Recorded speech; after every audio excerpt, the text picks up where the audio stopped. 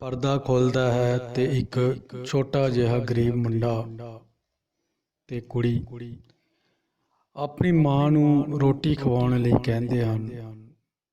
ਪਰ ਉਸ ਘਰ ਵਿੱਚ ਗਰੀਬੀ ਬਹੁਤ ਜ਼ਿਆਦਾ ਸੀ। ਉਹਨਾਂ ਬੱਚਿਆਂ ਦਾ ਪਿਓ ਬਹੁਤ ਸ਼ਰਾਬ ਪੀਂਦਾ ਸੀ ਤੇ ਉਹ ਦਿਹਾੜੀਦਾਰ ਦਾ ਕੰਮ ਕਰਦਾ ਸੀ। ਇੱਕ ਦਿਨ ਉਸ ਦੀ ਸ਼ਰਾਬ ਹੀ ਉਸ ਨੂੰ ਦੁਨੀਆ ਤੋਂ ਉੱਪਰ ਲੈ ਗਈ। ਉਸ ਦਿਨ ਤੋਂ ਜਿਹੜਾ ਵੀ ਥੋੜ੍ਹਾ ਬਹੁਤਾ ਪੈਸਾ ਉਸ ਘਰ ਵਿੱਚ ਆਉਂਦਾ ਸੀ, ਉਹ ਆਉਣਾ ਬੰਦ ਹੋ ਗਿਆ। ਉਹਨਾਂ ਦੇ ਰਿਸ਼ਤੇਦਾਰ ਵੀ ਉਹਨਾਂ ਦੀ ਕੋਈ ਸਹਾਇਤਾ ਨਹੀਂ ਸੀ ਕਰਦੇ, ਕਿਉਂਕਿ ਉਹਨਾਂ ਕੋਲ ਕੋਈ ਵੀ ਪੈਸਾ ਕਮਾਉਣ ਦਾ ਸਾਧਨ ਨਹੀਂ ਸੀ। ਗਰੀਬ ਮਾਂ ਆਪਣੀ ਇਸ ਗਰੀਬੀ ਹਾਲਤ ਤੇ ਬੱਚਿਆਂ ਦੇ ਭੁੱਖੇ ਢਿੱਡ ਨੂੰ ਨਹੀਂ ਸੀ ਸਹਾਰਦੀ। ਉਹ ਉਹਨਾਂ ਨੂੰ ਕਹਾਣੀਆਂ ਸੁਣਾ ਕੇ ਤੇ ਭੁੱਖੇ ਢਿੱਡ ਹੀ ਆਪ ਤੇ ਆਪਣੇ ਬੱਚਿਆਂ ਨੂੰ ਸਵਾ ਦਿੰਦੀ।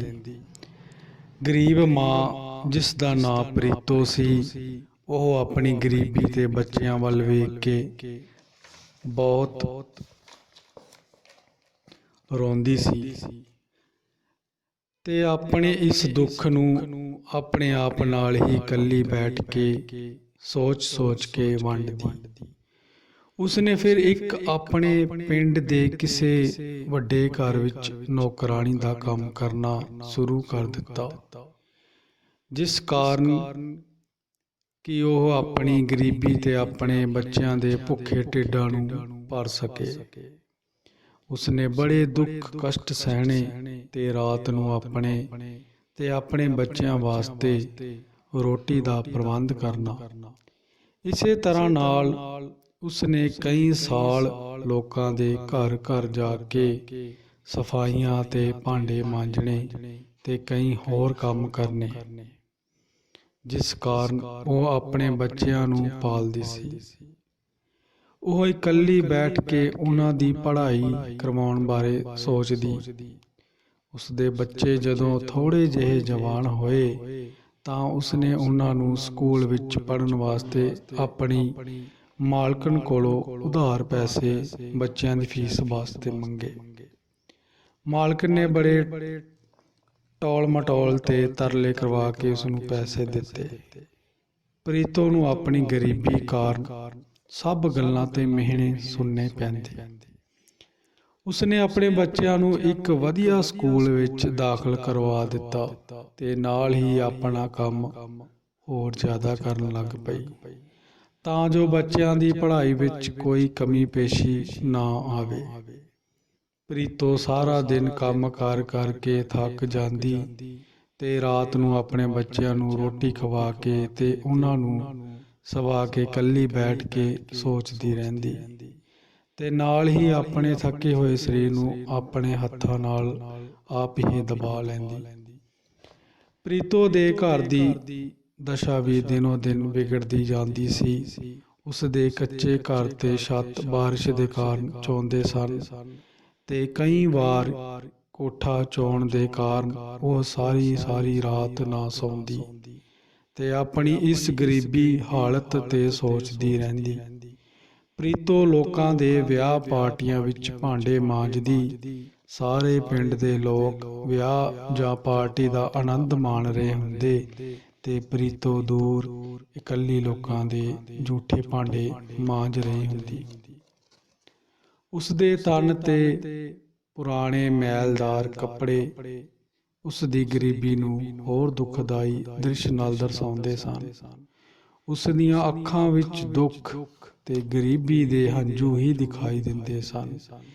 ਪ੍ਰੀਤੋ ਦੇ ਮਨ ਵਿੱਚ ਇਹੋ ਗੱਲ ਸੀ ਕਿ ਮੈਂ ਆਪਣੇ ਬੱਚੇ ਪੜ੍ਹਾ ਕੇ ਕਿਸੇ ਚੰਗੇ ਕੰਮਕਾਰ ਤੇ ਲਗਾਵਾਂਗੀ। ਪ੍ਰੀਤੋ ਆਪਣੇ ਬੱਚਿਆਂ ਨੂੰ ਚੰਗੀਆਂ ਗੱਲਾਂ ਨਾਲ ਪ੍ਰੇਰਦੀ ਤੇ ਉਹਨਾਂ ਨੂੰ ਅਮੀਰ ਬੱਚਿਆਂ ਦੀ ਰੀਸ ਕਰਨ ਤੋਂ ਰੋਕਦੀ। ਸਮਾਂ ਇਸੇ ਤਰ੍ਹਾਂ ਹੀ ਬੀਤਦਾ ਗਿਆ। ਪ੍ਰੀਤੋ ਦੇ ਸਿਰ ਦੇ ਵਾਲ ਵੀ ਕਿਤੇ ਕਿਤੇ ਚਿੱਟੇ ਦਿਸਣ ਲੱਗ ਪਏ। ਉਸਦੇ ਬੱਚੇ ਵੀ ਜਵਾਨ ਹੋ ਗਏ ਤੇ ਉਹਨਾਂ ਨੇ ਕਾਲਜ ਵਿੱਚ ਦਾਖਲਾ ਲੈਣ ਲਈ ਮਾਂ ਪ੍ਰੀਤੋ ਨੂੰ ਕਿਹਾ। ਪ੍ਰੀਤੋ ਬਸ ਉਹਨਾਂ ਦੀ ਪੜ੍ਹਾਈ ਵਿੱਚ ਕੋਈ ਵੀ ਰੁਕਾਵਟ ਨਹੀਂ ਸੀ ਸਹਾਰ ਸਕਦੀ। ਉਸਨੇ ਆਪਣੇ ਗਹਿਣੇ ਜੋ ਉਸਨੂੰ ਉਸਦੇ ਮਾਪਿਆਂ ਨੇ ਪਾਏ ਸੀ, ਉਸਨੂੰ ਗਹਿਣੇ ਧਰ ਦਿੱਤਾ ਤੇ ਪੈਸੇ ਲੈ ਕੇ ਬੱਚਿਆਂ ਦੇ ਦਾਖਲੇ ਕਾਲਜ ਵਿੱਚ ਕਰਵਾ ਦਿੱਤੇ। ਪ੍ਰੀਤੋ ਹਮੇਸ਼ਾ ਸੋਚਦੀ ਸੀ ਕਿ ਉਹ ਦਿਨ ਕਦੋਂ ਆਵੇਗਾ ਜਦੋਂ ਮੇਰੇ ਬੱਚੇ ਕਮਾਈ ਕਰਨ ਲੱਗ ਪੈਣਗੇ ਤੇ ਆਪਣੇ ਇਸ ਘਰ ਦੀ ਗਰੀਬੀ ਨੂੰ ਦੂਰ ਕਰਨਗੇ ਤੇ ਆਪਣੇ ਪਿੰਡ ਵਿੱਚ ਇੱਕ ਕੋਠੀ ਪਾਵਣਗੇ। ਅਜਿਹੇ ਸੁਪਨੇ ਹੀ ਪ੍ਰੀਤੋ ਦੇ ਮਰ ਚੁੱਕੇ ਸਰੀਰ ਨੂੰ ਮੁੜ ਜੀਵਤ ਕਰ ਦਿੰਦੇ ਸਨ। ਪਰ ਇੱਕ ਦਿਨ ਅਜਿਹਾ ਭੈੜਾ ਦਿਨ ਆਇਆ ਕਿ ਪ੍ਰੀਤੋ ਦੇ ਸਾਰੇ ਸੁਪਨਿਆਂ ਨੂੰ ਉਸਦੇ ਪੁੱਤਰ ਨੇ ਠੋਕਰ ਮਾਰ ਦਿੱਤੀ। ਜਦੋਂ ਉਸਦਾ ਪੁੱਤ ਕਾਲਜ ਵਿੱਚ ਭੈੜੀ ਸੰਗਤ ਤੇ ਮੁੰਡਿਆਂ ਦੇ ਨਾਲ ਮਿਲ ਕੇ ਕਾਲਜ ਦੇ ਕਈ ਪਾਬੰਦੀਆਂ ਦੀ ਉਲੰਘਣਾ ਕੀਤੀ, ਜਿਸ ਕਾਰਨ ਪ੍ਰੀਤੋ ਦੇ ਪੁੱਤਰ ਤੇ ਉਸਦੇ ਸਾਥੀਆਂ ਨੂੰ ਕਾਲਜ ਵਿੱਚੋਂ ਬਾਹਰ ਕੱਢ ਦਿੱਤਾ ਗਿਆ। ਉਸਦੇ ਪੁੱਤਰ ਦਾ ਨਾਂ ਅਮਰੀਕ ਸੀ। ਅਮਰੀਕ ਮੂੰਹ ਲਟਕਾਉਂਦਾ ਹੋਇਆ ਆਪਣੀ ਮਾਂ ਪ੍ਰੀਤੋ ਕੋਲ ਆਇਆ ਤੇ ਆਪਣੀ ਸਾਰੀ ਗਲਤ ਹਰਕਤ ਦਾ ਵਤੀਰਾ ਆਪਣੀ ਮਾਂ ਪ੍ਰੀਤੋ ਨੂੰ ਸੁਣਾਇਆ।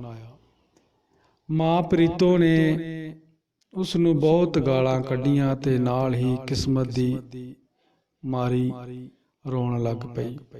ਆਪਣੇ ਪੁੱਤਰ ਨੂੰ ਆਪਣੀ ਗਰੀਬੀ ਜੀਵਨ ਬਾਰੇ ਦੱਸਣ ਲੱਗ ਪਈ। ਉਸਨੇ ਇਹ ਵੀ ਦੱਸਿਆ ਸੀ ਕਿ ਤੈਨੂੰ ਤੇ ਤੇਰੀ ਭੈਣ ਨਵਜੋਤ ਨੂੰ ਪੜ੍ਹਾਉਣ ਲਈ ਉਸਨੇ ਪਿੰਡ ਦੇ ਲਾਲੇ ਕੋਲ ਆਪਣੇ ਗਹਿਣੇ ਵਿਆਜ ਤੇ ਧਰੇ ਹਨ ਤੇ ਆਪਣੀ ਮਾਲਕਣ ਤੋਂ ਪੈਸੇ ਵੀ ਉਧਾਰ ਵਿਆਜ ਤੇ ਲਏ ਹਨ। ਇਹ ਵਿਆਜ ਕੌਣ ਉਤਾਰੇਗਾ? ਪ੍ਰੀਤੋ ਘਰ ਦੀਆਂ ਸਾਰੀਆਂ ਕਮੀਆਂ ਤੇ ਮਜਬੂਰੀਆਂ ਪੁੱਤਰ ਨੂੰ ਦੱਸੀਆਂ ਤੇ ਪੜ੍ਹ ਕੇ ਕਿਸੇ ਚੰਗੇ ਨੌਕਰੀ ਕਰਨ ਲਈ ਪ੍ਰੇਰਿਆ। ਉਸਦੇ ਪੁੱਤਰ ਦੇ ਦਿਮਾਗ ਵਿੱਚ ਆਪਣੇ ਘਰ ਦੀ ਗਰੀਬੀ ਤੇ ਮਜਬੂਰੀ ਦੀ ਸਾਰੀ ਗੱਲ ਸਮਝ ਪੈ ਗਈ। ਉਸਨੇ ਕਾਲਜ ਦੇ ਪ੍ਰਿੰਸੀਪਲ ਦੇ ਕੋਲ ਜਾ ਕੇ ਮਾਫ਼ੀ ਮੰਗੀ ਤੇ ਜੁਰਮਾਨਾ ਦਿੱਤਾ, ਜਿਸ ਕਾਰਨ ਉਸ ਨੂੰ ਕਾਲਜ ਦੇ ਪ੍ਰਿੰਸੀਪਲ ਨੇ ਉਸ ਨੂੰ ਮਾਫ਼ ਕਰ ਦਿੱਤਾ, ਜਿਸ ਕਾਰਨ ਉਸ ਨੂੰ ਕਾਲਜ ਵਿੱਚ ਦੁਬਾਰਾ ਦਾਖਲ ਕਰ ਲਿਆ ਗਿਆ। ਦੂਜੇ ਪਾਸੇ ਉਸਦੀ ਭੈਣ ਕੁੜੀਆਂ ਦੇ ਕਾਲਜ ਵਿੱਚ ਪੜ੍ਹਦੀ ਸੀ। ਉਹ ਪੜ੍ਹਾਈ ਵਿੱਚ ਬਹੁਤ ਮਿਹਨਤ ਕਰਦੀ ਸੀ। ਅਮਰੀਕ ਨੇ ਵੀ ਪੜ੍ਹਾਈ ਵਿੱਚ ਆਪਣੀ ਮਿਹਨਤ ਕਰਨੀ ਸ਼ੁਰੂ ਕਰ ਦਿੱਤੀ। ਬਸ ਇਸੇ ਤਰ੍ਹਾਂ ਹੀ ਦੋਵਾਂ ਨੇ ਮਿਹਨਤ ਕੀਤੀ ਤੇ ਦੋਵੇਂ ਨੇ ਗ੍ਰੈਜੂਏਸ਼ਨ ਕਰ ਲਈ ਤੇ ਨੌਕਰੀ ਕਰਨ ਲਈ ਪੂਰੀ ਤਰ੍ਹਾਂ ਤਿਆਰ ਹੋ ਗਏ।